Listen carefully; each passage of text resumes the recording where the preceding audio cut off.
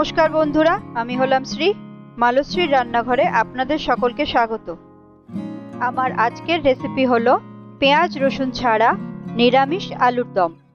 সপ্তাহে যে কোনো একদিন কোনো সময় আমাদের সবার নিরামিষ খাবার খেতে ইচ্ছে হয়, তখন আপনারা আজকের বানানো রেসিপিটা ট্রাই করতে পারেন, অথবা যে কোনো পুজো পার্বণ বা অনুষ্ঠানে এই রেসিপিটা বানিয়ে দেখতে পারেন। আলুর দম করার জন্য আমি এখানে নিয়ে নিয়েছি 1 কেজি আলু।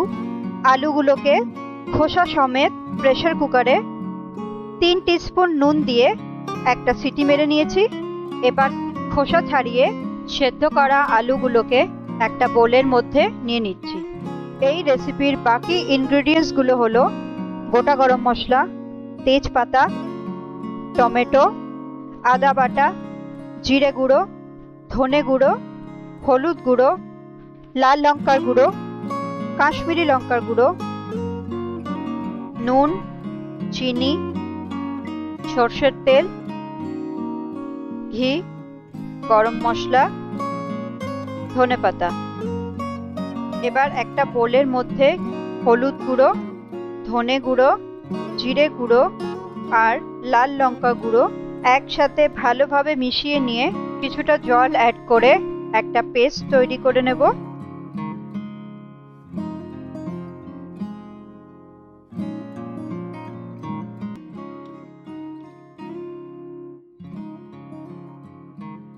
এবার কড়াইতে তেল দিয়ে দেব।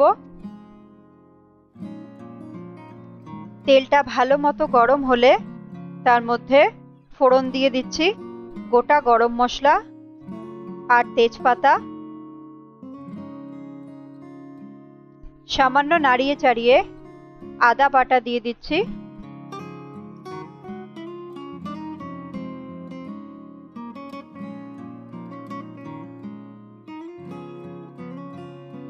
আদাটা হালকা ভেজে টমেটোটা দিয়ে দেব।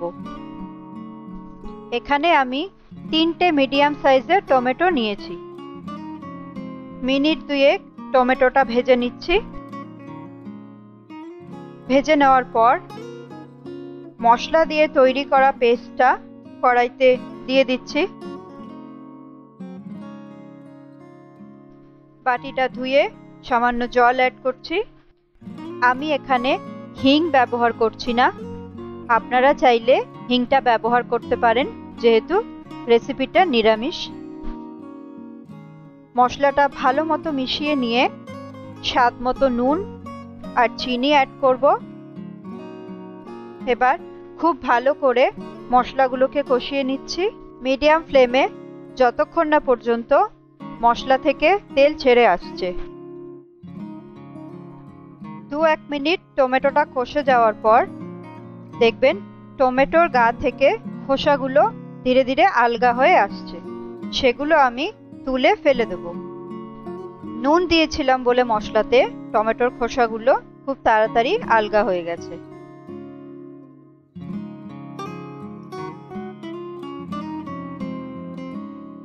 তিন মিনিট মশলাটা খুব ভালো মতো কষে যাওয়ার পর এর মধ্যে দিয়ে দিচ্ছি কাশ্মীরি লঙ্কার গুঁড়ো। আমি এখানে 2 টিস্পুন কাশ্মীরি লঙ্কার গুঁড়ো নিয়েছি। আপনারা যদি কালারটা আরেকটু লালচে করতে চান তাহলে এর পরিমাণটা বাড়িয়ে দিতেও পারেন। মশলাটা খুব ভালো মতো কষে গেছে। এবার আমি এর মধ্যে সেদ্ধ করা আলুগুলো দিয়ে দিচ্ছি।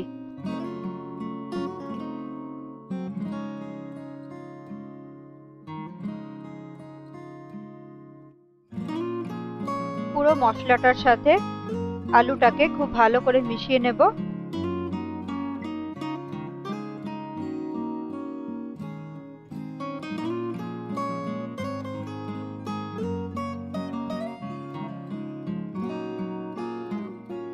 মশলার সাথে আলুগুলোকে ভালোভাবে মাখানোর পর কিছুটা গরম জল এতে অ্যাড করছি আর সামান্য পরিমাণ নুন দিয়ে দিচ্ছি। আপনারা যদি রান্নাটা ড্রাই রাখতে চান তাহলে জলটা অ্যাড করার প্রয়োজন নেই।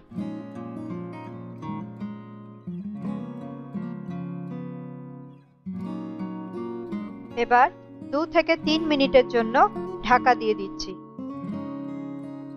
মিনিট 3 পর ঢাকনা খুলে দিচ্ছি।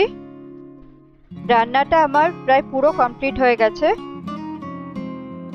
এবার এর মধ্যে 1 টিস্পুন ঘি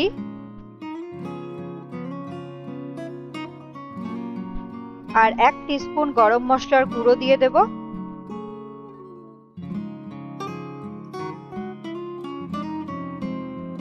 আবার সামান্য নাড়াচাড়া করে গ্যাসটা বন্ধ করে দেব।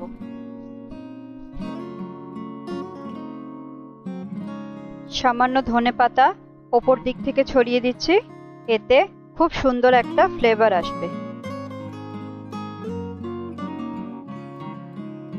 আলুর দম কমপ্লিট।